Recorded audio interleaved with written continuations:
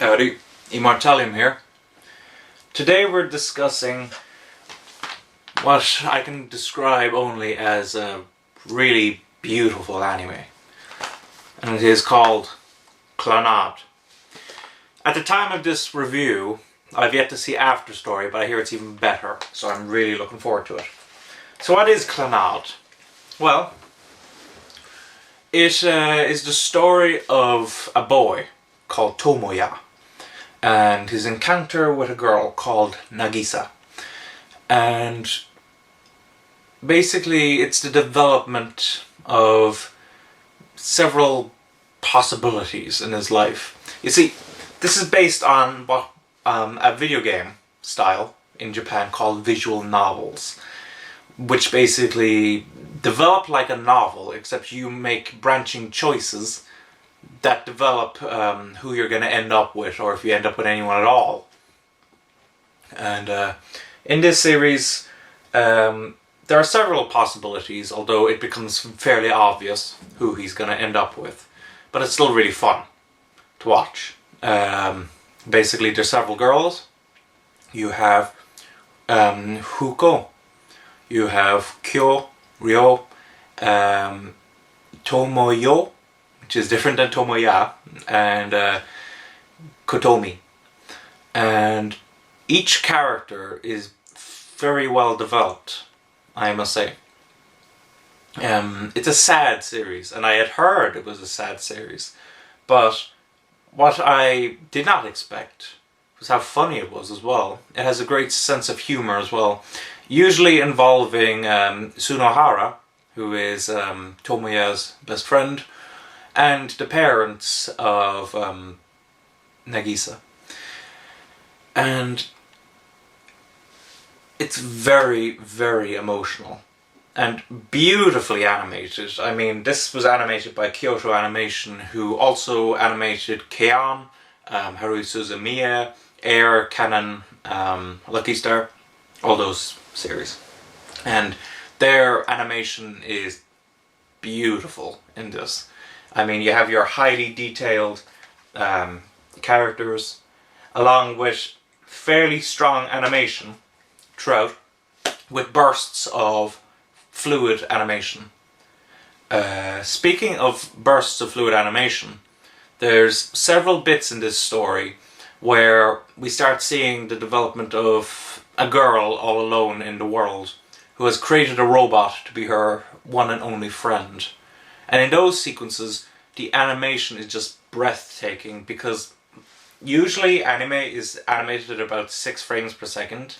Now I think the Kyoto Animation animated a little faster than that from what I can see, but in those sequences the fluidity of the animation, it looks more fluid than Western animation, which is animated at 12 frames per second. It looks like 24 frames per second. It's so fluid. It's incredible. And there's the characters are fantastic. One vocal performance, I must admit. I watched this in sub because the dub was created after it had been released in America. Can you imagine? So a re-release included a dub, and the ADR director was a guy called Stephen Foster, who varies between great dubs and bad dubs. A dub of his I like, mainly because of how cheesy it is the High School of the Dead dub. But sometimes his dubs can be a bit weak, and this is the case in Clannad. So when it came to Clannad, I chose to watch it in the sub, and the sub performances are fantastic. But one particular performance that I want to point out is the I don't know what his name is, but the fella who voiced Akio, which is Nagisa's father, is fantastic in this series. He eats up the lines. I mean, he plays goofy and serious, and his performance is fantastic. But the rest of the vocal performances are fantastic as well. So that's great. This is divided up into a series of arcs. Basically, you have your introduction arc at the beginning.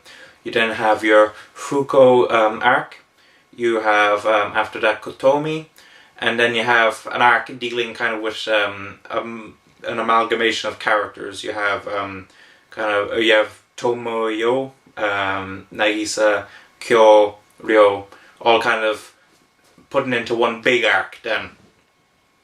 Which, it works. I mean, definitely the arc that spent the longest time with basically a focused character was Fuku. But, she kind of deserved that in that she doesn't really show up too much later. So, whereas Kotomi, who gets a shorter arc than Fuku, still appeared in that amalgamated arc near the end.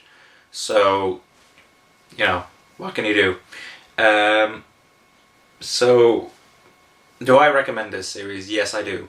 This series is so emotional, so beautiful, and I'm really looking forward to After Story. I mean, actually, come to think of it, I better just mention as well.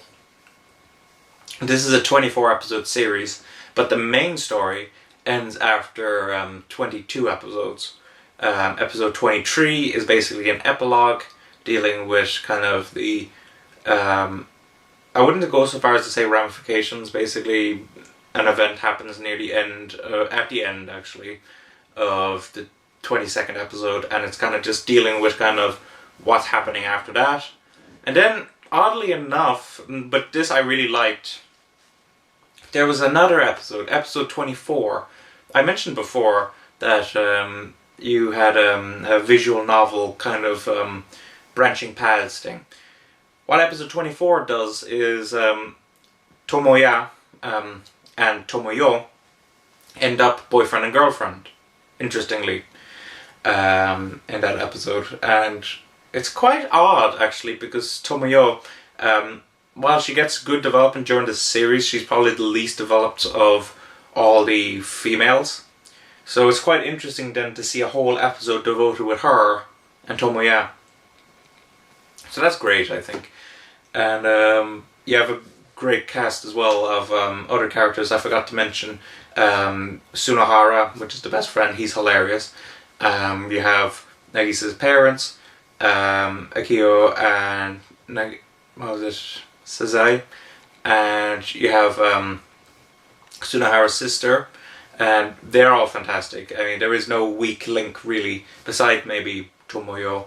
But Tomoyo then gets her own episode, so fantastic.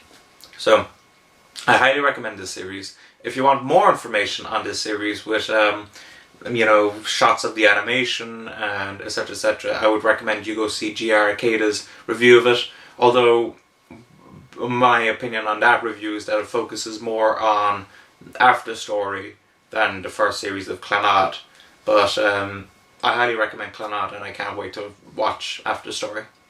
So thank you for watching. Don't forget to comment, rate, subscribe, and bye-bye.